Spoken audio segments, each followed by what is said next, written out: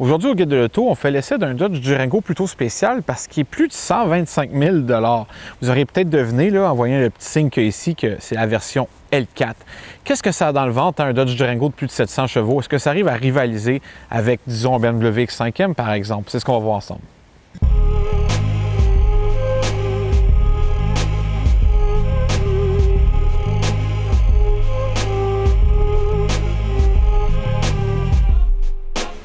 À une époque où tout devient hybride, tout devient électrique, on peut qualifier le Durango poliment de dinosaure parce que voyez-vous, toutes les mécaniques qui sont offertes dans ce véhicule-là, c'est des moteurs qui commencent à dater. Le moteur L4 n'est pas différent. Ça fait déjà plusieurs années que Dodge est arrivé avec ce gros V8 de 6,2 litres suralimenté. Mais dans ce cas-ci, on doit admettre qu'il est encore efficace. Il arrive encore à nous faire sourire, il est vraiment performant. Il est offert en plusieurs versions selon le véhicule. Par exemple, dans les Challenger et Charger, il va être plus puissant que ce qu'on a ici. C'est quand même pas négligeable, parce que dans le Durango L4, on a 710 chevaux et 645 livres-pieds de couple. Cette puissance-là est acheminée aux 4 roues, justement, par une transmission automatique à 8 rapports. Vous allez voir qu'il fait un bon travail.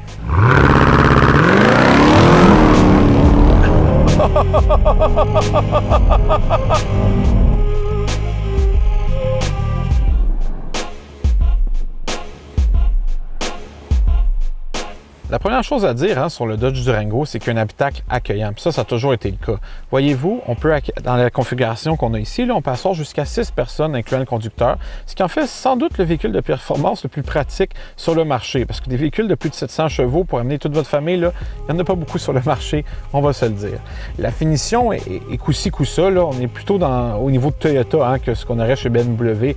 Mais bon, au moins, on a la nouvelle version du système Uconnect qui est vraiment bien réussi. En fait, Dodge a réussi à améliorer le meilleur système sur le marché en termes de, vous savez, d'utilisation, de facilité, etc. Puis ils ont vraiment réussi à l'améliorer. C'est juste une belle continuité de ce qui se faisait avant. Puis honnêtement, à l'époque où on vit, avoir un bon système d'infodivertissement, c'est très important, même pour certains, c'est plus important que la conduite.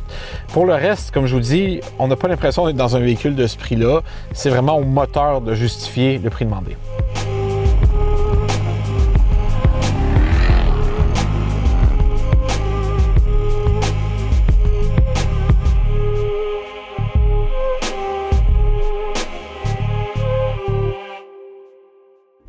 On commence notre essai sur une route plutôt particulière. C'est une route pas asphaltée, mais en gravier. Je pense que c'est la meilleure manière de voir jusqu'à quel point le Durango, même en version L4, peut rester confortable.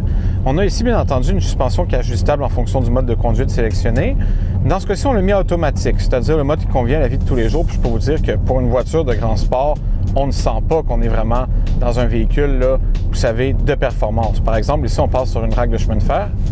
Et comme si de rien n'était.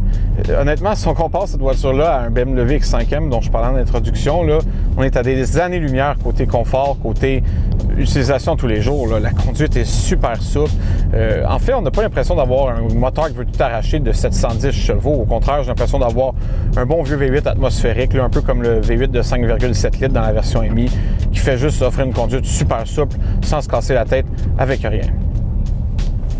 En fait, je suis prêt à parier qu'une bonne raison pour laquelle on a tout ce confort-là, c'est justement qu'on a gardé des pneus relativement épais, même si on a des suspensions plus adaptées, parce qu'il y a un mode piste sur ce VUS-là, puis quand on le pousse en courbe, en mode piste particulièrement, là, on sent que la tenue de route a été travaillée.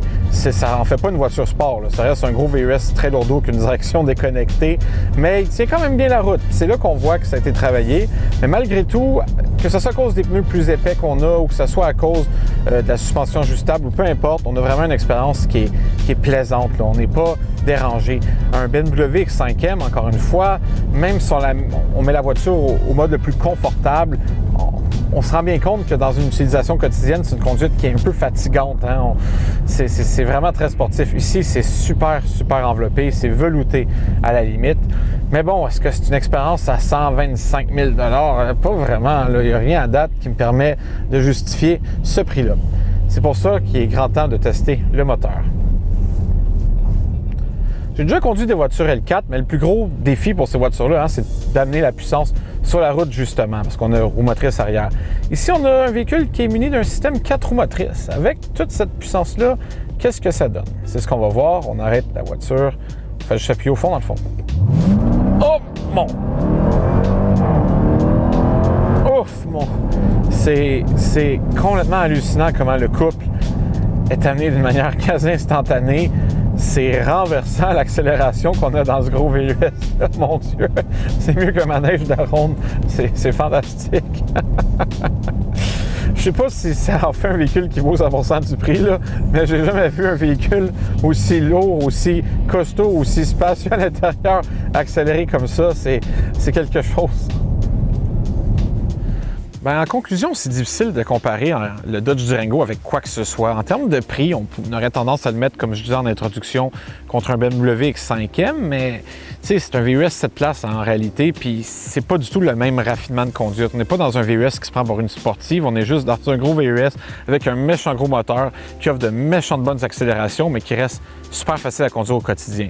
Donc, j'ai une opinion relativement favorable du Durango, puis j'irais même jusqu'à dire que si vous êtes fortuné, vous cherchez quelque chose qui va vite, qui est exclusif, qui est cool, c'est difficile à battre.